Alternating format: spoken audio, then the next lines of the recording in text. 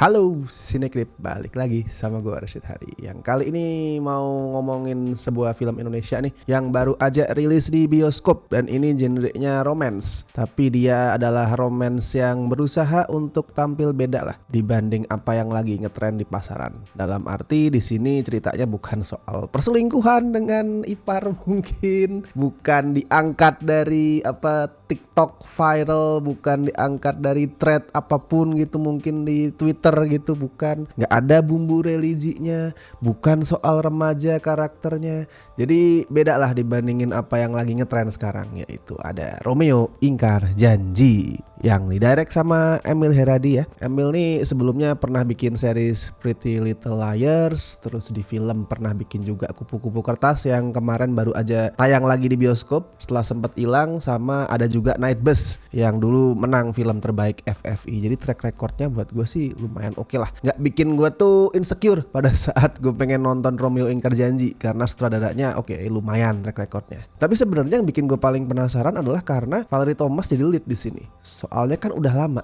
dia nggak main film ya. Seingat gue tuh mungkin udah sekitar 5 tahun lah. Udah 5 tahun dia tuh nggak main film. Dan sebelum absen juga lebih seringnya main horor kan. Di beberapa film terakhirnya tuh Valerie main di horor. Jadi kayak gue penasaran, bisa nggak nih setelah absen lama dia balik lagi dan bisa ngangkat sebuah film drama romance yang serius kayak gini. Dan di sini Valerie meranin Agatha, seorang cewek broken home yang tinggal di Bali. Dia benci sama keluarganya, dia benci sama neneknya yang kaku dan selalu marah-marah.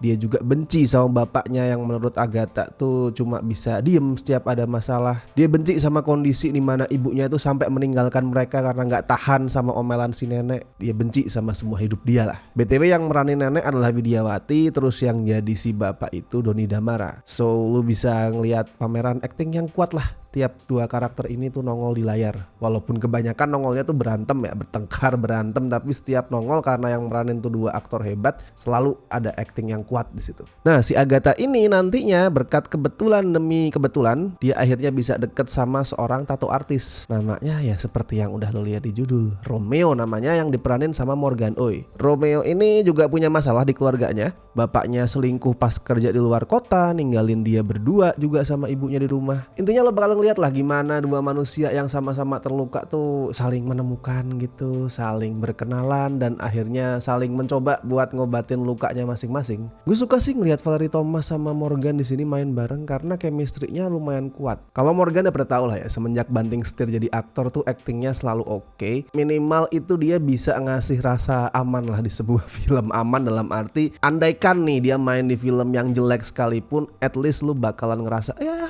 minimal si Morgan actingnya bagus, bisa ditonton. Nah kayak gitu, itulah rasa aman yang selalu bisa dibawa sama si Morgan. Dan di sini dia mainnya sekali lagi oke. Nah tapi Valerie ini yang menarik karena kayak tadi gue bilang ya, dia udah lama nggak main film, dan terakhir main film tuh beberapa film terakhirnya horor. Tapi setelah gue nonton Romeo Ingkar Janji, gue langsung ngerasa harusnya setelah film ini makin banyak yang ngasih dia itu peran-peran utama di film-film drama yang serius ya, karena dia bagus. Gini ya, bagusnya itu emosi bisa tersampaikan, itu satu. Dia mau sedih, dia mau marah terus nanggung, atau kebanyakan tuh nggak, emosinya bisa tersampaikan dengan kadar yang pas, yang enak. Terus yang gue paling suka tuh sebenarnya adalah cara dia mainin kalimat gitu. Kalau emosi mungkin masih bisa dalam tanda kutip dipalsukan, misalkan yang penting teriak gitu. Kalau marah yang nangis yang penting gitu. Tapi kalau cara mainin kalimat tuh kan harus natural. Nah di sini Valerie bisa natural ternyata, nggak kerasa dibuat-buat pada saat ngomong. Dan yang lebih susah lagi, hal-hal kayak artikulasi, intonasi, semua itu nggak monoton. Biasanya nih aktor yang kurang oke itu kelemahannya adalah nanti pada saat ngomong tuh monoton gitu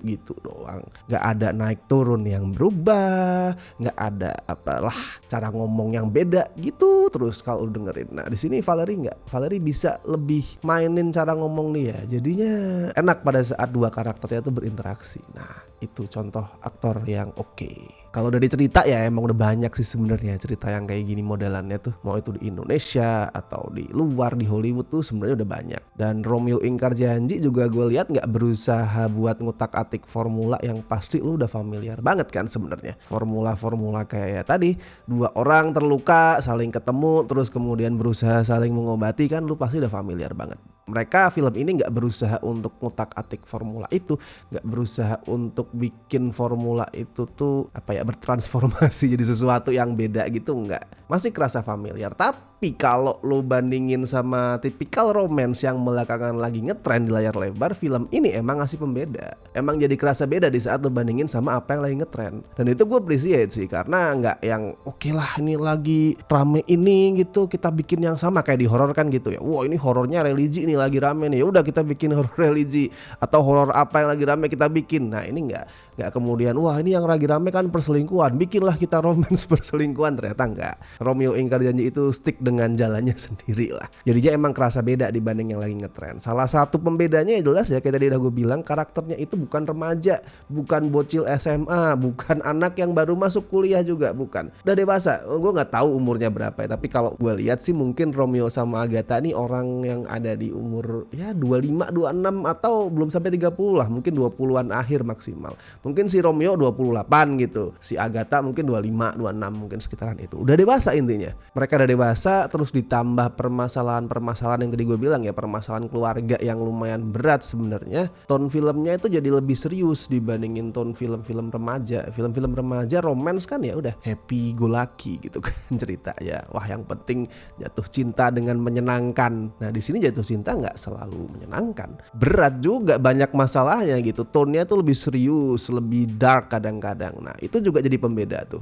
Kerasa lebih dewasa. Dan satu lagi yang gue suka banget, visualnya cakep, gambarnya cakep banget di sini. Top lah ini, sinematografinya Bapak Roy Lolang nih terbaik memang ya, sinematografer senior memang beda. Oke, settingnya Bali. Bali tuh identik dengan pemandangan yang indah, jadi mungkin lo akan ngerasa ya wajar lah pemandangannya bagus, sinematografinya juga bagus. Tapi nggak kayak gitu. Bukan cuman ngumbar pemandangan Bali doang. Ya banyak sih landscape yang cakep, pemandangan yang cakep, tapi bukan cuman itu. Kayak pada saat gue ngeliat sebuah shot, sebuah gambar tuh ya, kayak semua hal di gambar itu tuh cakep, warnanya cakep, terus yang paling penting nih framingnya bagus, framingnya tuh bagus banget. Jadinya shot-shot yang normal aja sebenarnya, kayak misalkan shot yang normal tuh bukan landscape pemandangan gitu ya, cuman karakternya tuh close up, kelihatan muka atau dari samping gitu close up ya, itu kan shot yang biasa banget. Itu juga kelihatan cakep di sini karena framingnya bagus. Kalau sebuah film tuh cuman ngumbar pemandangan indah ya,